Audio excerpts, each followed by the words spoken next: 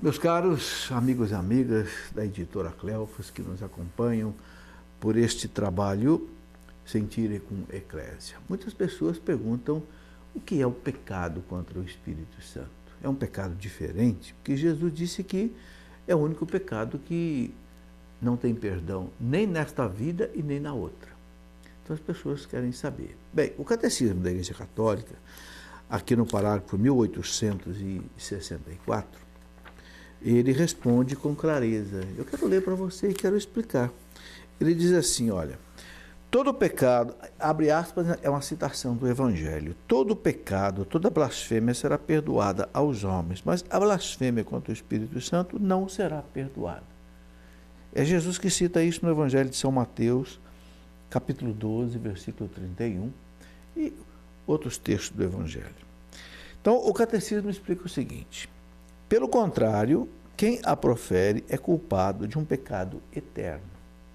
A misericórdia de Deus não tem limites, mas quem se recusa livremente a acolher a misericórdia de Deus pelo arrependimento, rejeita o perdão de seus pecados e a salvação oferecida pelo Espírito Santo.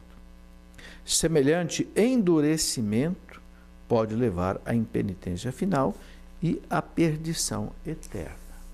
Bom, não sei se você entendeu, vamos explicar. O pecado contra o Espírito Santo não é um pecado como os outros.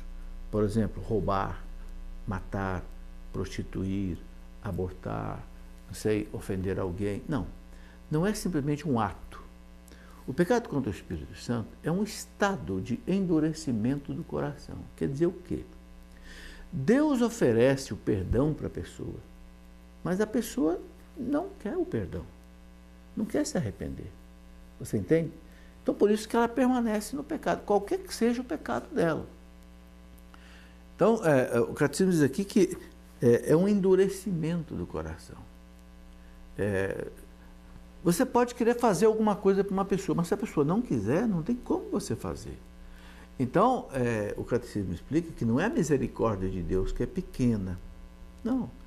É a pessoa que se fechou para a misericórdia de Deus, se fechou para o perdão. Você pode perguntar, isso pode acontecer? Pode. Vou dar um exemplo. Por exemplo, no tempo de Cristo, Cristo fez vários milagres extraordinários. E muitos sacerdotes, doutores da lei, viram que era milagre, sabiam que era milagres, mas endureceram o coração. Por quê? Porque não convinha aceitar os milagres de Jesus. Porque aceitar os milagres de Jesus significava ter que aceitar Jesus. E não convinha para eles aceitar Jesus, porque eles perderiam o lugar deles. Então, esse é um tipo de pecado contra o Espírito Santo. É o endurecimento do coração. Você sabe que está no pecado. Você sabe que Deus pode te perdoar. Deus oferece o perdão, mas você não quer o perdão. Entende? O coração endureceu, o coração se fechou para a graça, para a misericórdia de Deus. Isso é o pecado contra o Espírito Santo. Então, entenda bem, não é um pecado ato como os outros, é um estado. Entende?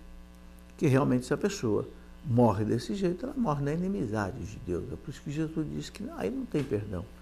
Não é que a misericórdia de Deus seja pequena, não. É que a pessoa se fechou para isso. Os outros pecados são também pecados que a igreja chama muitos deles de graves, né? A igreja chama, por exemplo, de pecados capitais, a soberba, ganância, a impureza, gula, ira, inveja, preguiça. Mas se a pessoa se arrepende, se a pessoa pede a Deus o perdão e quer mudar e faz um propósito de não cometer mais aqueles pecados, a pessoa sai perdoada. O Catecismo da Igreja diz aqui, não é, que não há pecado que a Igreja não possa perdoar. Veja bem, se a pessoa estiver arrependida, se ela se confessar, se ela pedir perdão, ela pode ser perdoada. Agora, quando é que ela não pode ser perdoada? Quando ela não se arrepende, quando ela não quer mudar de vida. Esse é o pecado contra o Espírito Santo.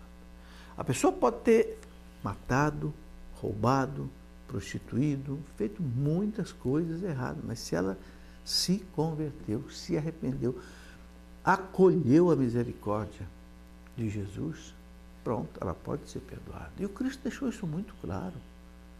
Da misericórdia de Deus, contou a história do filho pródigo. Contou, quando Pedro perguntou para ele, Senhor, quantas vezes eu devo perdoar o meu irmão? 7 vezes. Ele disse, não, Pedro, 70 vezes 7. 70 vezes 7 para o judeu significa sempre, sem limite. Porque você sabe que o 7 para o judeu significa plenitude. Não é?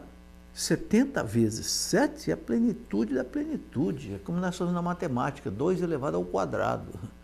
É 2 vezes 2. Quer dizer, a plenitude elevada ao quadrado. A plenitude vezes plenitude. Entende? Então, Deus perdoa qualquer pecado, desde que a pessoa se arrependa. O não se arrepender, o não acolher a misericórdia de Deus é o pecado contra o Espírito Santo.